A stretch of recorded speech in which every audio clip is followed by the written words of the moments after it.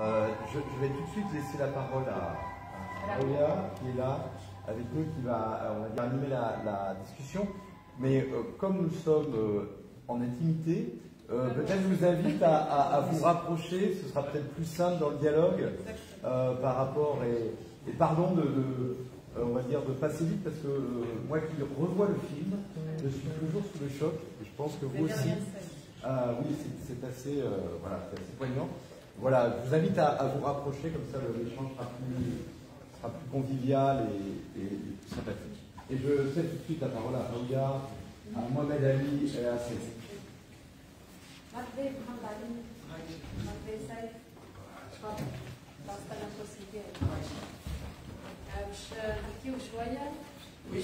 vais poser quelques questions. Vous allez aussi poser vos questions à nos invités. Je sais que c'est un peu, voilà, c'est émouvant vers la fin parce que c'est quelque chose qu'on a tous vécu d'une manière ou d'une autre. Et surtout que je pense que cette dernière partie est celle qui est la plus poignante, émouvante. D'autant plus que je pense, si je vois juste, il y a des séquences, de vraies séquences. Oui. Donc moi je vais vite encore une fois. On va en parler tout à l'heure de cette séquence. On va recontextualiser, on va repartir dès le début par rapport à cette histoire, par rapport à ce film, Mouaz. Mohamed Ali, alors on sait que ce film aurait pu être une série, aurait dû être une série. Donc si on revient un petit peu à la genèse, quand tu l'as pensé en tant que série, c'était dans quel but? C'était plus pour filmer ce processus d'endoctrinement de Mouaz, ou c'était plus pour filmer cette période de 2013-2015, sociopolitique? C'était quoi l'objectif de départ? En fait, comme vous le savez très bien, vous venez de le dire, au début c'était un projet d'une série télévisée inspirée de mon premier court-métrage, Le Projet, réalisé en 2008, qui a fait couler beaucoup d'encre, qui a fait beaucoup de bruit pendant les JCC en 2008, qui a fait les plus grands festivals dans Clermont-Ferrand. Et en fait, pour ce court-métrage, j'ai mis le doigt sur le problème de la censure en 2008 sous le régime de Ben Ali. Peut-être que c'est pour ça aussi qu'il a fait couler beaucoup d'encre. Donc je me suis inspiré de ce court-métrage parce que c'était l'histoire de ce personnage pendant le court-métrage. Après, en pensant à réaliser une série, je me suis dit pourquoi pas terminer ou continuer à raconter l'histoire de ce personnage, de ce jeune, comme il peut y en avoir des milliers en Tunisie, jeune délinquant, et que le destin le transforme en machine à tuer suite à plusieurs accidents dans son parcours. Donc au début c'était un projet d'une série parce que je voulais à cette époque, en 2015, donner une petite fraîcheur au projet télé. Donc même en construisant l'équipe qui a fabriqué la série au début, parce qu'on avait tourné deux épisodes, c'était une équipe composée de techniciens de cinéma. Et voilà, on a présenté le projet aux télé tunisiennes qui ont adoré au début les deux épisodes, mais en lisant la suite des épisodes, le script, ont directement refusé le projet. Parce qu'en fait, je mettais le doigt sur un sujet à cette époque brûlant, montrant qui, d'une manière directe et indirecte, derrière ces attentats, derrière les lavages de cerveau de ces jeunes, qui est un parti politique, parti islamiste politique. Donc les télés ont pensé directement à Nader. Le Nader. Et directement, et comme Nader à cette époque avait le pouvoir, donc il n'avait pas le courage d'accepter de passer la série.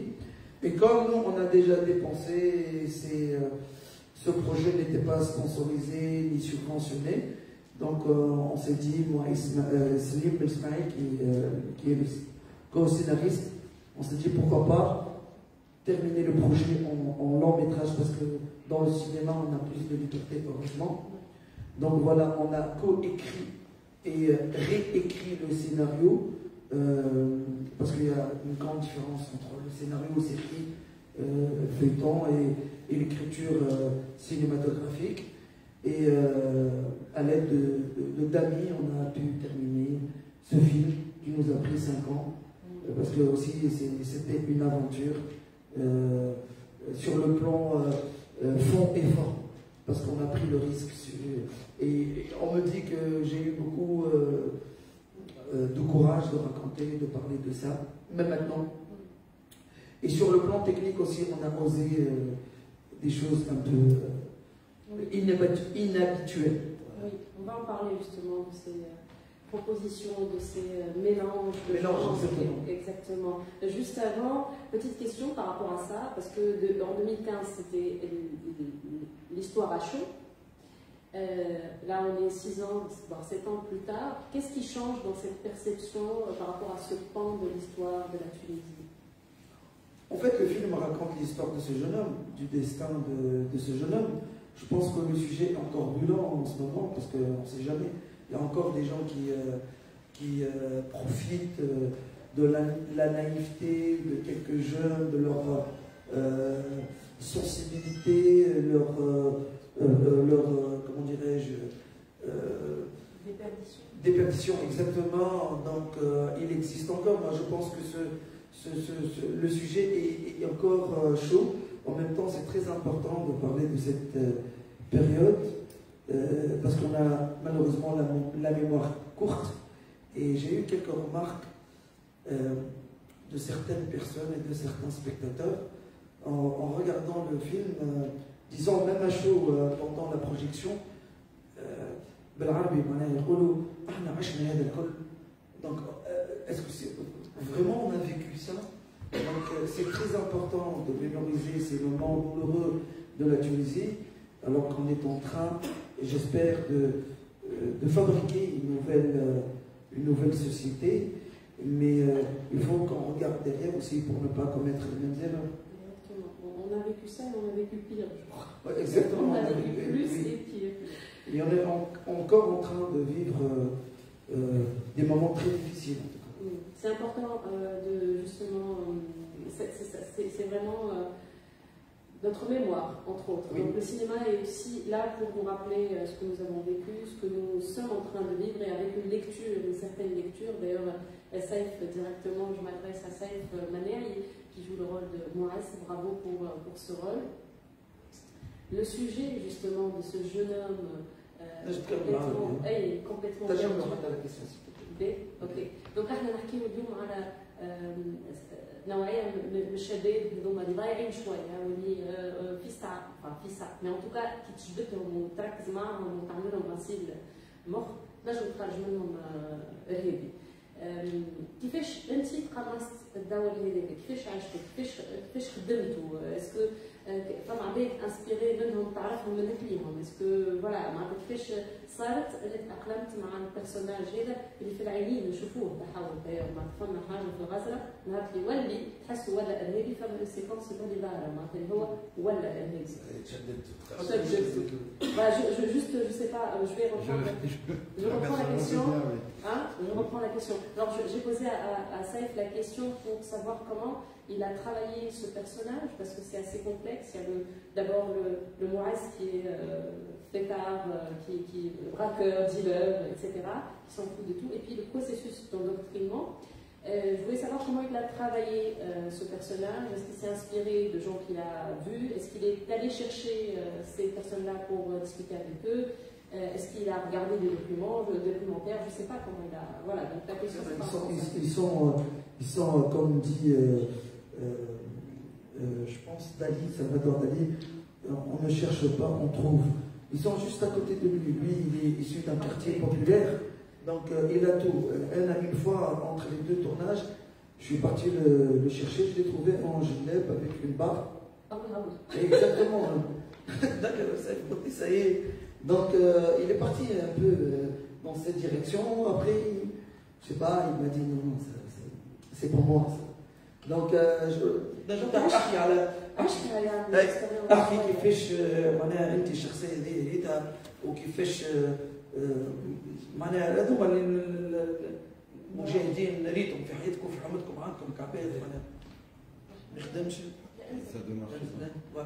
اسمع دولي نحن ولاد عمر عربي واحد معناتها الحكايه هذه اللي صارت في الفيلم انا معناتها ريت برشا اصحابي من الحوم العام من الحوم الشعبيه من كل البلاد استقطبوهم وكا وعملوا لهم غسيل. عندي صراحه اصحابي مشاو لسوريا وسجلوا عملوا لهم غسيل مخ واحد. الشخصيه هذيك كي تجي تشوفها معناتها عشنا في الحوم ريت برشا اصحابي من حومتي عاشوا معايا كيفاش عملوا لهم هكا غسيل ولقاو رواحهم في بلاصه في ذيك افغانستان وفي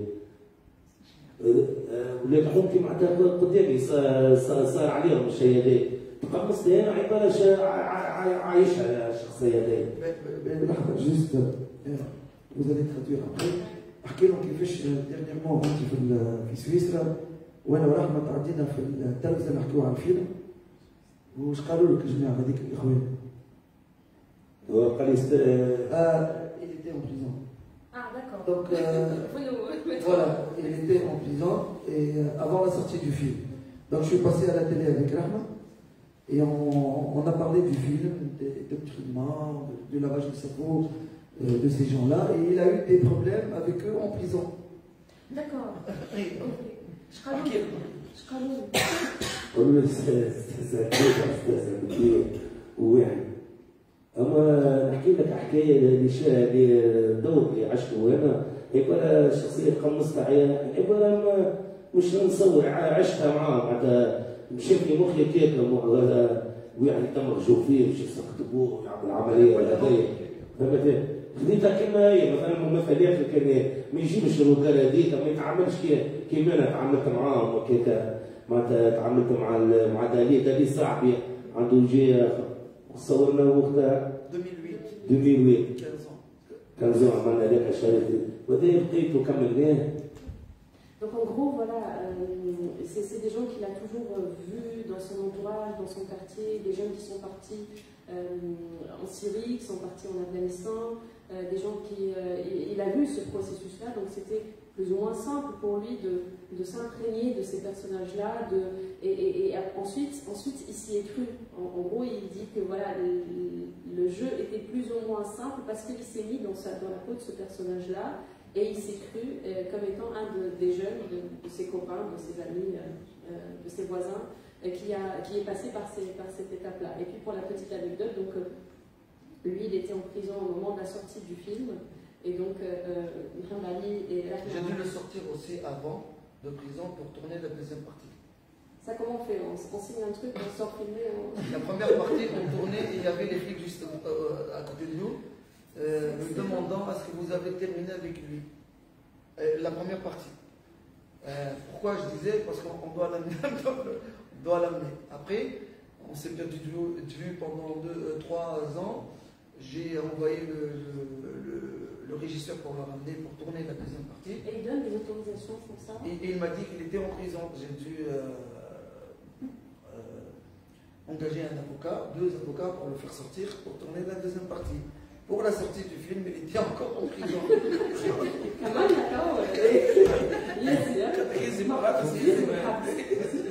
Alors, on va vous acheter un scooter, on va trouver la solution, il faut arrêter maintenant. Là, il y a un autre avenir, je pense.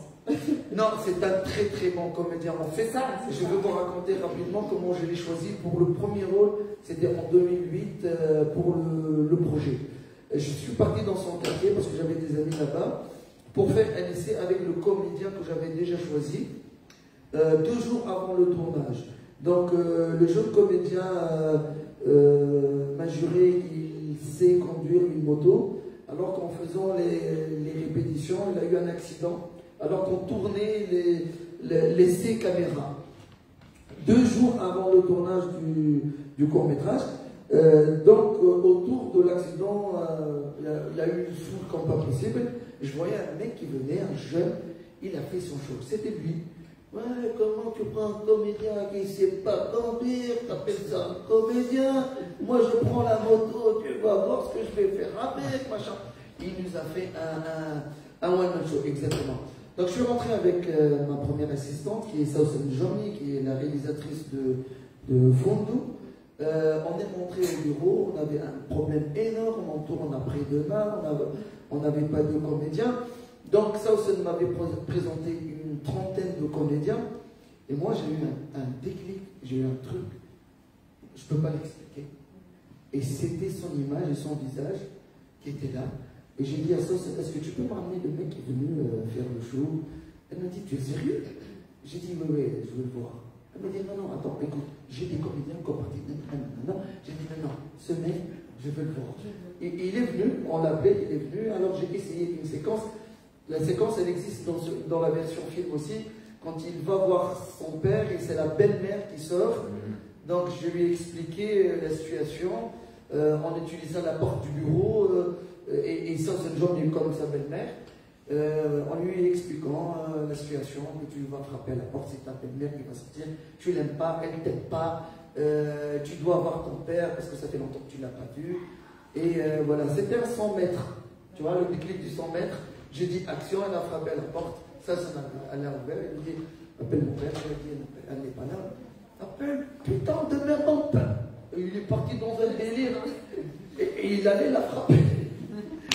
Et là, je me suis dit, écoute, tu oublies tous les comédiens professionnels, c'est ce mec que je veux. Et après, j'étais vraiment surpris par son intelligence et sa rapidité d'apprendre le métier. Donc après, sur le terrain, il a pris le silence, la concentration, moteur, tout ça. Et pour la reprise, j'ai eu mal à trouver un autre comédien parce qu'un court-métrage, c'était 4-5 jours de tournage. Donc il pouvait le faire. Mais après, quand on a pensé à transformer le court-métrage en série, je me suis dit, attends, ce mec ne pourra pas résister pendant 3 mois de tournage. Impossible. Au bout d'une semaine, il va péter les plans. Donc j'ai réessayé avec plusieurs comédiens, mais le naturel qu'il a, je ne l'ai pas trouvé. Donc je l'ai pris pour la version au début série, en tournant les 2 épisodes. Après, pour le film, je me suis dit, impossible de trouver quelqu'un d'autre. Il faut le prendre, malgré qu'il a grandi par rapport à la série, par rapport plutôt au court-métrage, c'était en 2008. Il a quand même les 10 ans, mais il y a un écart de 10 ans, mais je ne pouvais pas le remplacer la vidéo. كيفاش اخترتك من الاول في الحومه تو كيفاش تكمل في التمثيل؟ تكمل فيها ان شاء الله عندنا خدمه اخرى جايه ان شاء الله. Et il a adoré, il adore le métier de comédien et j'espère pour lui, franchement, en tout cas j'ai un autre projet, on a un autre projet ensemble. Et il a fait une petite apparition dans Noba, dans le... Noba Chouania. Oui. Une petite apparition exactement dans le feuilleton Noba. Il a tourné avec moi un petit rôle aussi, c'était dans le quartier, dans le court-métrage Fatou. Ah oui. C'était un des jeunes du quartier.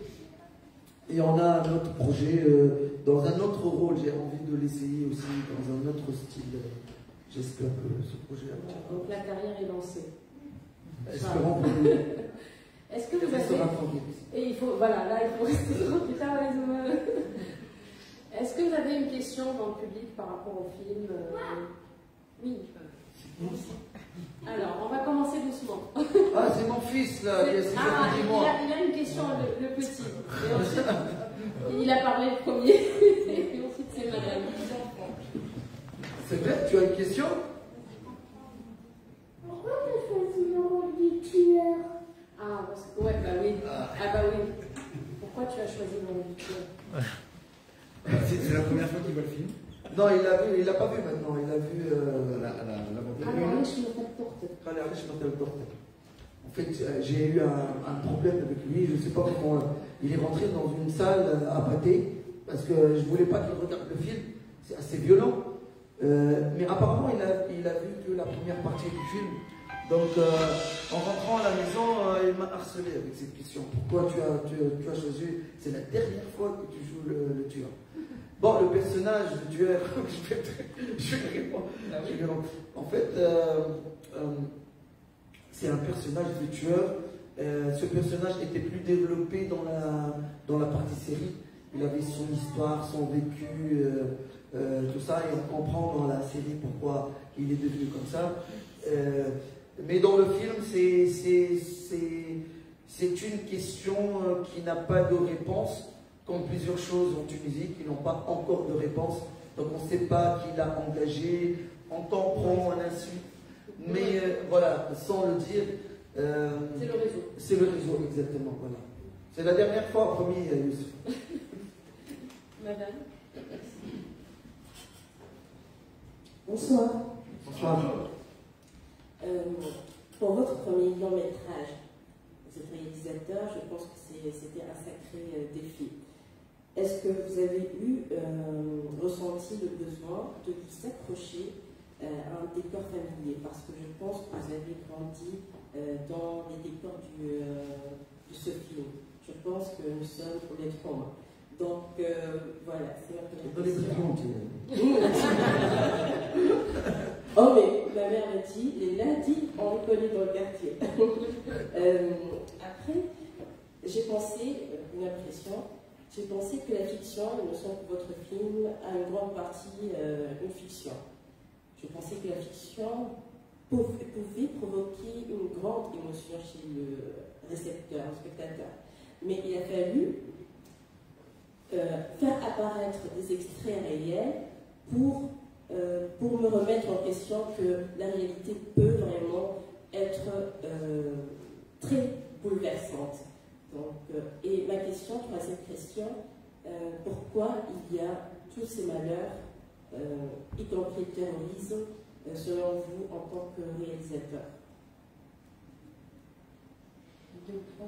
Oui, mon quartier m'a toujours inspiré. Il y a tellement d'histoires dans ces quartiers, ça n'arrêtera jamais, ça n'arrêtera jamais. Comme j'ai dit tout à l'heure, comme ce projet est inspiré du premier court-métrage, donc je suis resté sur la même ligne, alors que dans le film aussi, j'ai tourné ailleurs, hein, j'ai tourné le quartier, le camp d'entraînement, là, c'est à Rades. J'ai tourné à Zabouan, j'ai tourné. Il y a pas mal d'endroits dans ce film-là. Mais l'histoire ne pouvait se dérouler que dans ce quartier. Sinon, j'aimerais bien tourner ailleurs. Hein. J'ai plein de projets, j'ai très envie de tourner dans le Rif, dans le village, tout ça. J'ai un projet pour ça. Mais cette histoire ne pouvait avoir comme décor principal que ce quartier. C'était quoi la deuxième question? C'est par rapport à la fiction et la réalité. Ah, la fiction et la réalité.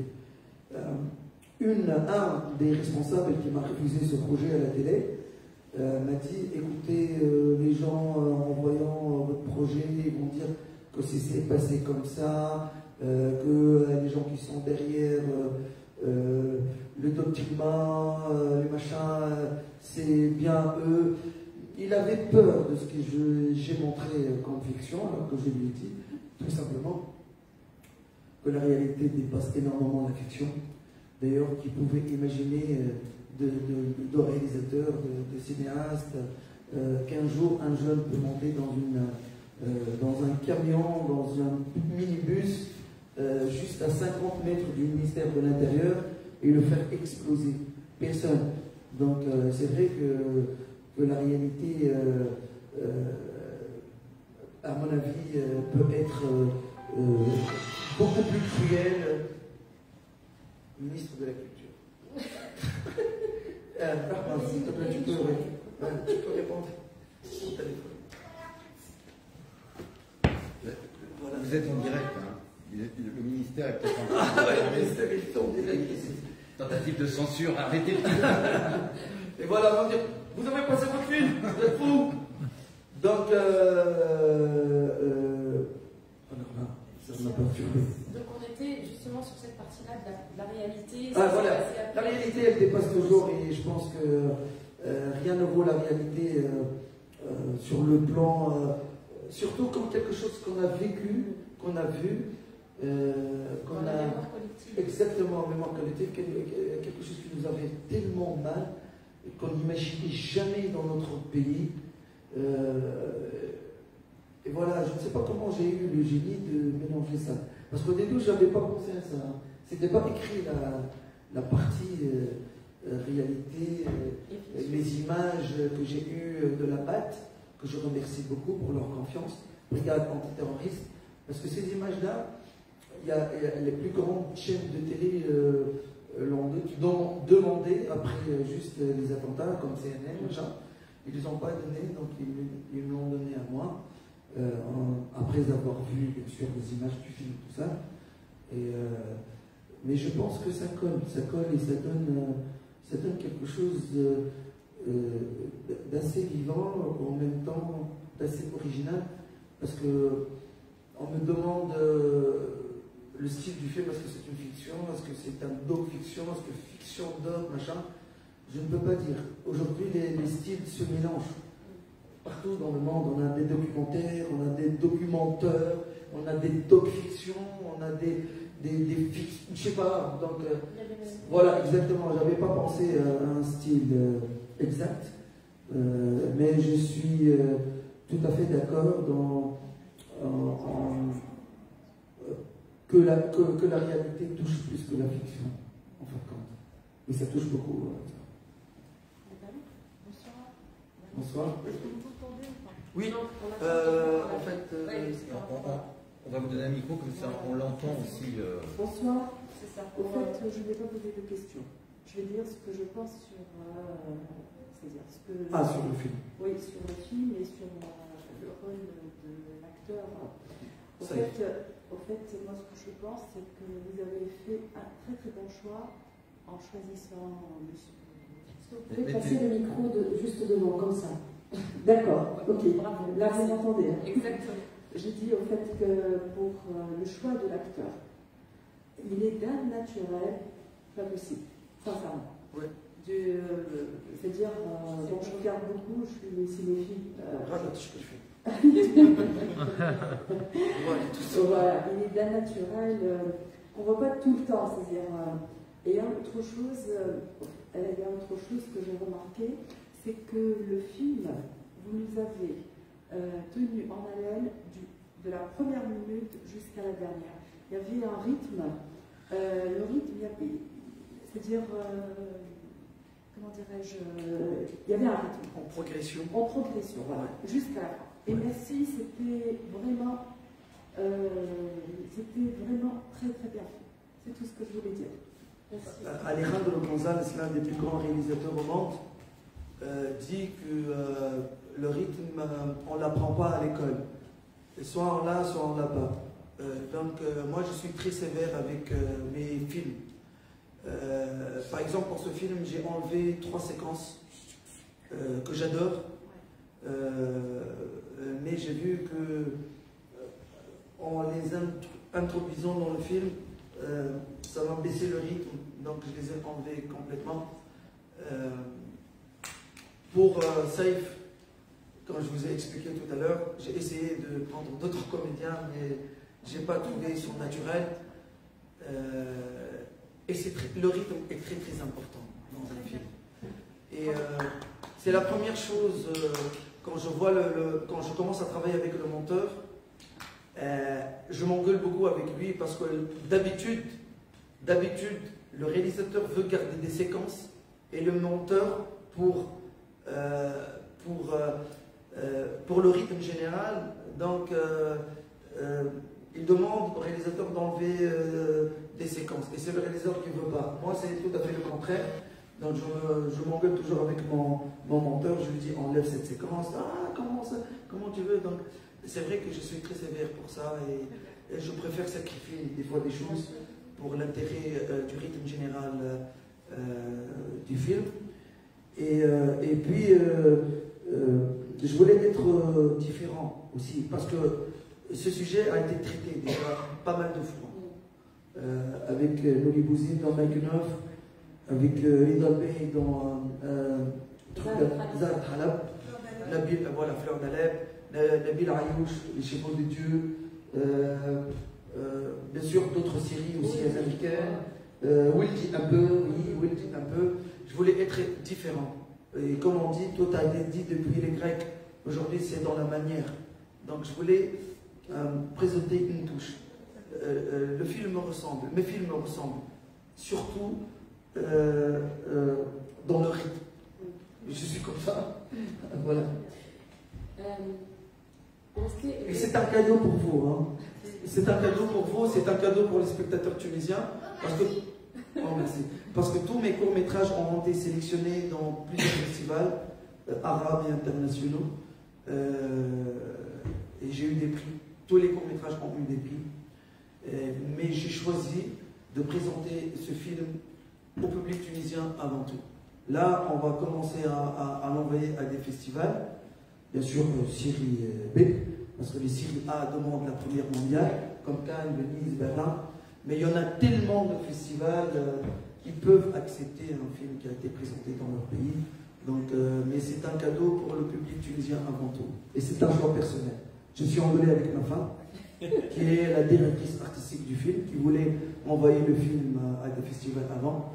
Et j'ai tenu bon pour que le public tunisien le voit le premier. Les deux choix se respectent. Voilà. Parce que voilà, l'un concerne la carrière et l'autre concerne, c'est aussi un cadeau qui m'appelle pour le public tunisien, c'est son histoire, en fait, quelque part. Voilà. Juste, je voulais revenir par rapport à la fiction et à la réalité. Donc, ce choix-là de mélanger, est-ce qu'il s'est imposé parce que tu as eu finalement les séquences de la base ou les séquences voilà, qu'on pouvait avoir pour agrémenter, ou alors c'était quelque chose qui était prévu dès le départ et que tu as cherché, que tu as bataillé pour avoir, parce que j'imagine que c'est pas évident. D'ailleurs, la dernière séquence, Twin Stage, ça c'est une vraie séquence? Oui. Il y a pas. Alors, vous voulez une réponse, vous voulez la vérité? Non, un gros mensonge. Voilà, voilà, on vient vous voulez une réponse à la... Je suis le réalisateur qui monte maintenant. En fait, je vais vous dire. On n'a pas eu de subvention, on n'a pas eu d'argent. C'était avec nos fins propres, en fait, moi et SVP, la société SVP. Donc, la séquence de la fusillade au musée de Bardo, j'avais qu'un après-midi.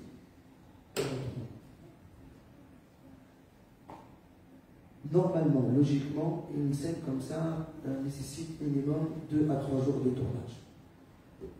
Donc, autrement dit, j'ai pas terminé la séquence. Quoi? J'ai pas terminé ce que je voulais tourner au musée de Bardo. J'avais juste voilà, l'après-midi pour... Voilà. Donc, à la fin, quand on a monté le film, c'était très peu, la dernière séquence. Donc, avec le monteur, que je remercie, Sergio le monteur, on a commencé à chercher des solutions. Et là, on a eu le déclic de retourner voir ce qui a été tourné au musée de Bardo par les amateurs et éventuellement par la BAC. Et on a fait un petit montage comme ça, avec des images qu'on a reçues, qu'on a eues de l'Internet, et ça a donné. Alors, je me suis dit, pourquoi ne pas demander les originaux? Et on a bataillé pendant 1 an pour les avoir de la base. C'est pas évident. C'est pas évident du tout, je vous ai dit, il y a des grandes chaînes de télé qui ont demandé ces images, ils n'ont pas eu. Le problème, c'est que pendant 1 année, j'ai utilisé toutes les manières. Devant moi, 2 ministres de la Culture ont appelé le ministre de l'Intérieur et ils n'ont pas réussi à avoir les images. J'ai tout essayé. Et après 1 année d'essais, de négociations, je rentre dans le bureau du premier responsable de la BAC et je vois un mec que je connais. Et là, le mec me dit, écoute, Andali, ça va? Je dis, attends, je te connais. Il m'a dit, non, c'était pas au 30, c'était un ami au mari de la sœur de ma femme, qui est là, et on a bu 5 ou 6 fois le café ensemble. Et donc je me retrouve, et là, Et il m'a facilité la tâche, surtout en regardant les images du film. Ça, c'est vraiment la partie poignante. Et puis, quelque chose, on a parlé tout à l'heure du casting, dont j'ai un petit peu sauté, on a parlé de Saïf, mais aussi Akelma, parce que c'est sa première expérience. C'est sa première expérience. Donc vraiment, c'est un pari. Deux visages. J'adore Pourquoi Akelma me lancer dans des terrains comme ça, inconnus, et apprendre sur le chemin. Donc Akelma, pour ceux qui ne connaissent pas, c'est un chanteur slash rappeur. Exactement, il a son style. Et voilà, il a un style particulier. Exactement. Et donc, est-ce que c'est le personnage de Zmegli, de Beurre, qui revient en Tunisie, donc, parce que c'est Akrem, c'est le cas donc pour lui, c'est quelqu'un qui est seconde génération et qui a vécu en France. Est-ce que c'est relié au fait, est-ce que tu as choisi Akrem avant, ou bien le personnage était comme ça et Akrem s'est collé à lui? Le personnage était comme ça. Je voulais, dès le départ, un personnage de beurre. Ils sont très dangereux, les Tunisiens. C'est vrai, les Maghrébins qui vivent en France, dans les banlieues, et qui sont djihadistes, ils sont très très dangereux. Et je voulais casser avec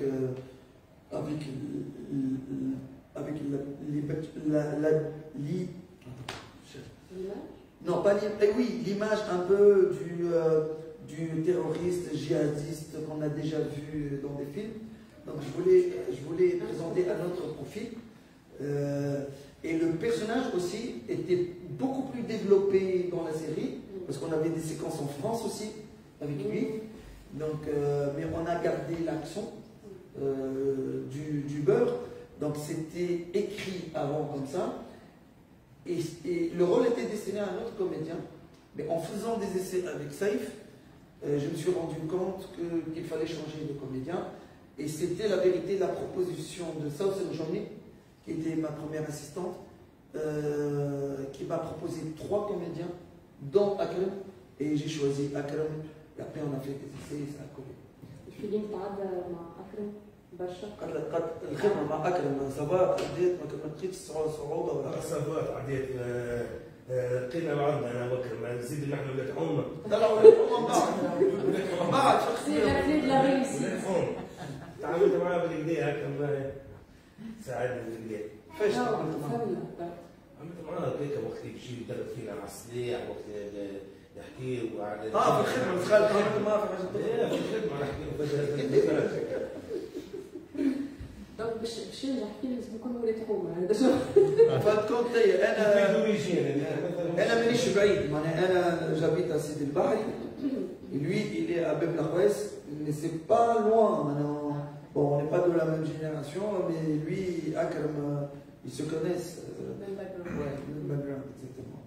Mais c'est important aussi de parler de ces quartiers quand tu es issu de ces quartiers, parce que j'ai vu pas mal de projets, d'œuvres cinématographiques comme ça, de réalisateurs qui ont essayé de parler de ces jeunes-là, alors que eux, ils sont d'autres quartiers un peu hypés, tout ça, ça n'a pas collé. Exactement. Il y a une identification qui se passe quand on est dans les détails. C'est très important. Une question? Oui, donc juste une question par rapport à ça, justement, à Akram, qui est beurre, Oui, par rapport à cette question, pour le coup, moi je ne parle pas arabe, je ne peux pas. Comment voit-on, moi par exemple, ce personnage, je découvre que c'est un personnage qui a vécu en France. Comment le voit-on, vous, Tunisien, quand vous voyez le film? C'est qu'il a un accent particulier? C'est parce qu'il dit quelques mots en français? Parce qu'il le dit à un moment donné? Oui, en fait, il dit des mots en français, il a un petit accent, mais comme je vous ai dit tout à l'heure, c'était plus développé dans la version série. Parce que comme on a tourné 2 épisodes déjà, on ne le voit pas très bien dans le film. La vérité, on ne se rend pas compte, par exemple, elle a compris. On le comprend. Elle a compris qu'il était beurre. En tant que spectatrice, on le comprend. C'est vrai que c'est pas clairement dit.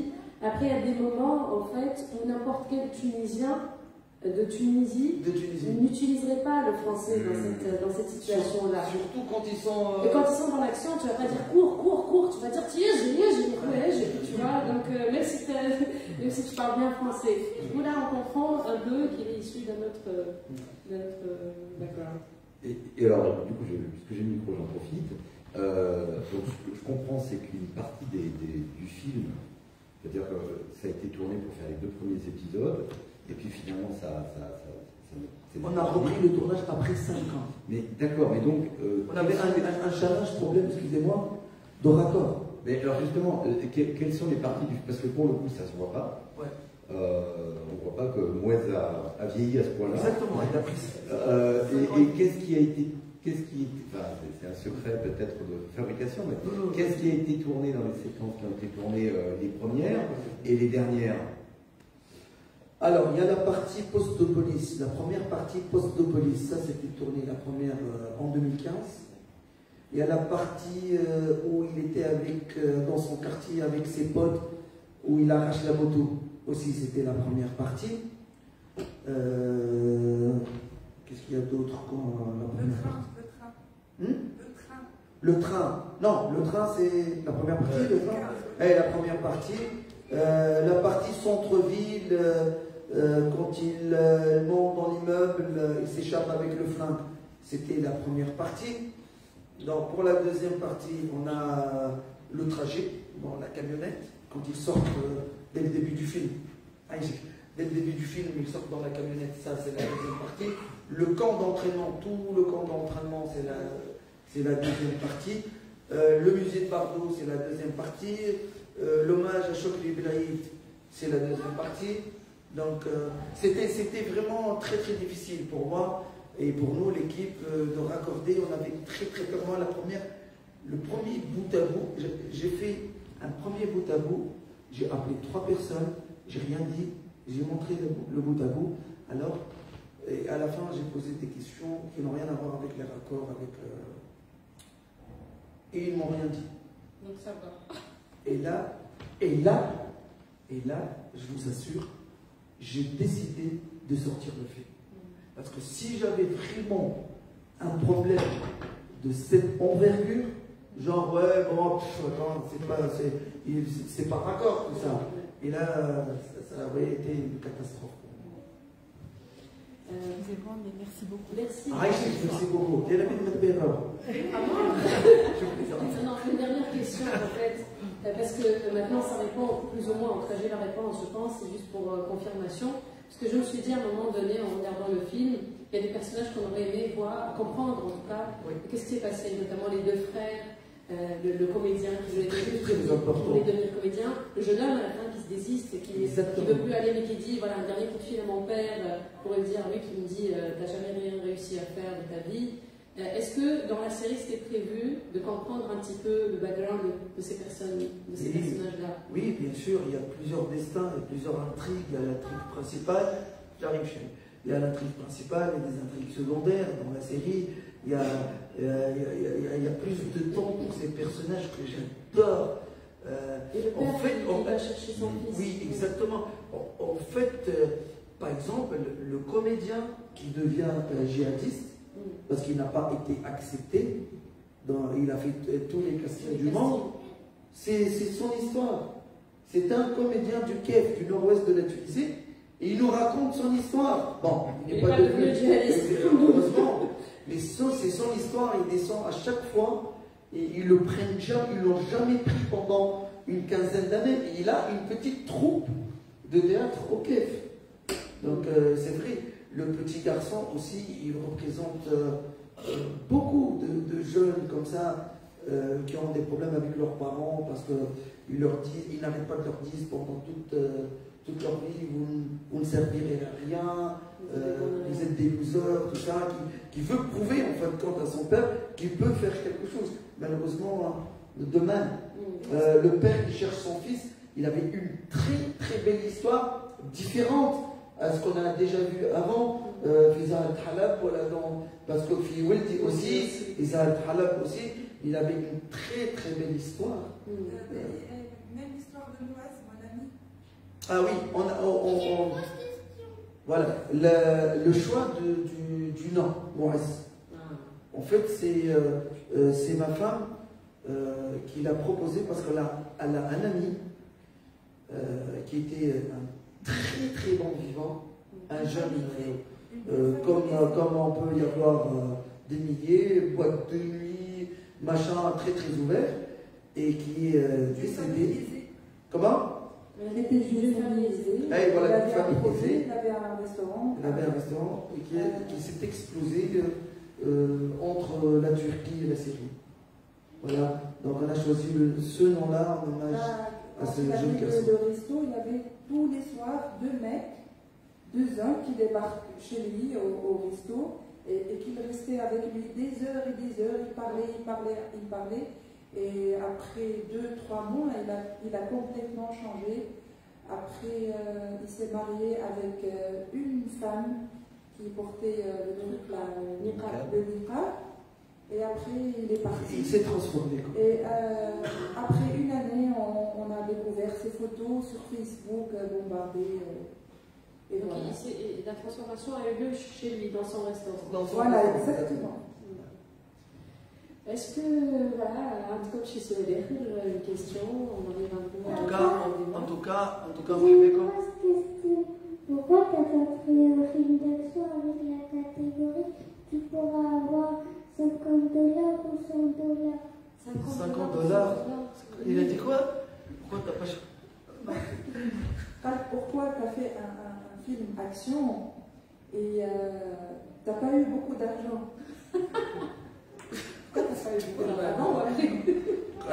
La vérité sort de la bouche des enfants, c'est ça? Exactement. On verra, chérie, on verra. Peut-être que je gagnerai beaucoup d'argent. Voilà, s'il y a d'autres questions. Merci beaucoup. C'est comme ça, merci.